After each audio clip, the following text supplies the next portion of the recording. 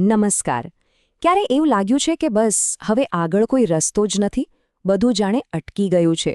તો આજે આપણે ધોરણ 9ની એક એવી જ દમદાર ગઝલ સમજવાના છીએ.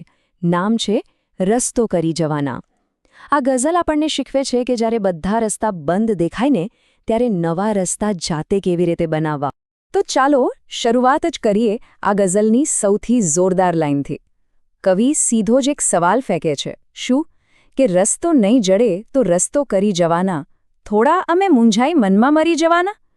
જો કેવો મિજાજ છે. સવાલ પણ છે અને એમાં જ જવાબ પણ છે કે ભાઈ રસ્તો નહીં મળે તો શું થયું, અમે કંઈ મૂંઝાઈને બેસી રહેવાવાળા નથી, અમે તો રસ્તો બનાવી લઈશું. બસ આ બે જ લાઇનમાં આખી ગઝલનો જે જુસ્સો છે ને એ આવી જાય છે. પણ સવાલ એ થાય કે આટલા જોશીલા શબ્દો લખ્યા છે કોણે? ચાલો એ કવિને મળીએ જેમણે આ ખુમારી ભરેલી ગઝલ આપણને આપી છે. અને હા, આપણે જે પણ વાત કરી રહ્યા છીએ એ સીધી જ ધોરણ 9ના પાઠ્યપુસ્તકમાંથી છે. આ જુઓ, પેજ નંબર 92 પર આ ગઝલ આપેલી છે. એટલે વિદ્યાર્થી મિત્રો અને શિક્ષકો બધા માટે આ સમજૂતી એકદમ કામની સાબિત થશે. આ ગઝલના કવિ છે અમૃતલાલ લાલજી ભટ્ટ, પણ સાહિત્ય જગત એમને એમના ઉપનામ ઘાયલથી ઓળખે છે. હવે નામ સાંભળીને એવું લાગે કે એમની કવિતામાં દુઃખ, દર્દની વાતો હશે, ખરું ને? પણ ના, બિલકુલ નહીં. એમના નામથી સાવ ઉલટું. એમની કવિતામાં પીડા નહીં પણ ખુમારી અને જબરદસ્ત જુસ્સો જોવા મળે છે. કહેવાય છે કે એમના જીવનના સંઘર્ષોએ જ એમની કલમને આટલી મજબૂત બનાવી.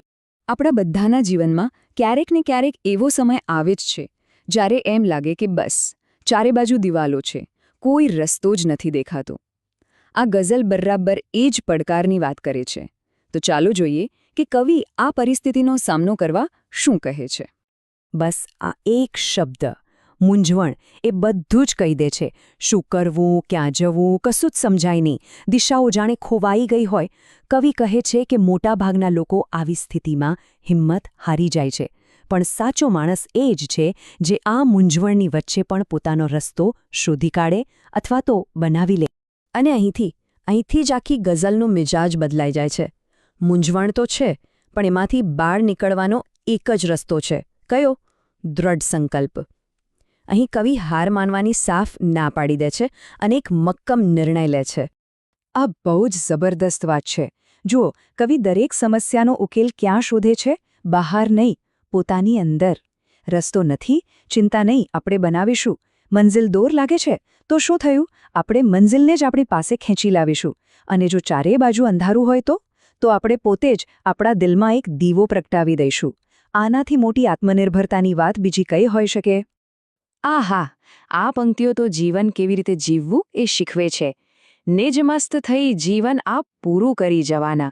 એટલે કે પોતાની જ મસ્તીમાં જીવવાનું, કોઈની ચિંતા કર્યા વગર. અને બીજી લાઈન જુઓ, બિંદુમહી ડૂબીને સિંધુ તરી જવાના.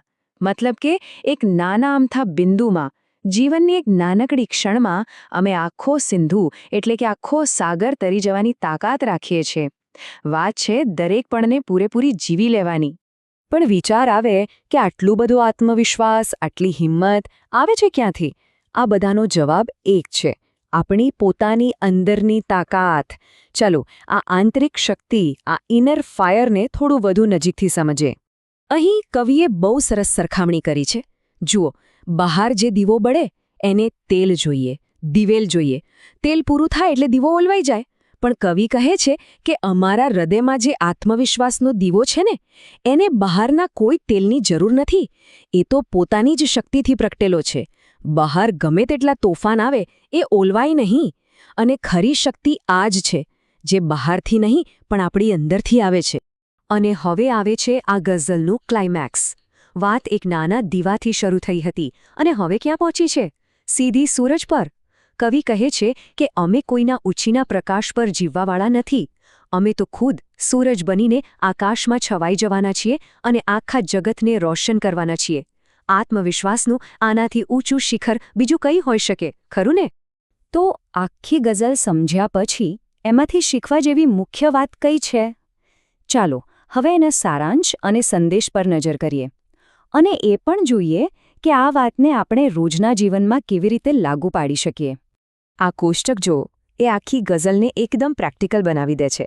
દાખલા તરીકે કોઈ મિત્ર સાથે અબોલા થઈ ગયા તો શું મૂંઝાઈને બેસી રહેવાનું? ના, રસ્તો કરી જવાના. એટલે કે સામેથી જઈને વાત કરી લેવાની, દોસ્તીનો રસ્તો ફરીથી બનાવી લેવાનો. માની લો કે પરીક્ષામાં ધાર્યા કરતાં ઓછા માર્ક્સ આવ્યા તો શું હિંમત હારી જવાની? બિલકુલ નહીં. એ નિષ્ફળતામાંથી શીખીને ડબલ મહેનત કરીને સફળતાનો નવો રસ્તો બનાવવાનો. બસ આ જ તો રસ્તો કરી જવાનાનો અસલી મતલબ છે. તો આખી વાતનો સાર એટલો જ છે કે જીવનમાં હંમેશા તૈયાર રસ્તા મળે એ જરૂરી નથી. ઘણીવાર આપણને રસ્તો શોધવાનો નથી હોતો, પણ રસ્તો બનાવવાનો હોય છે. અને એ બનાવવા માટે જે હિંમત જોઈએ ને એ આ ગઝલ આપણને આપે છે. અને હવે જતાં જતાં એક સવાલ સૌએ પોતાની જાતને પૂછવાનો છે. આપણા જીવનમાં અત્યારે એવી કઈ મુશ્કેલી છે, એવો કયો પડકાર છે જ્યાં એવું લાગે છે કે બસ અહીંથી આગળ કોઈ રસ્તો જ નથી? આ ગઝલમાંથી પ્રેરણા લઈને ત્યાં આપણો પોતાનો રસ્તો કેવી રીતે બનાવીશું, જરા વિચારજો. જવાબ આપણી અંદર જ છુપાયેલો છે.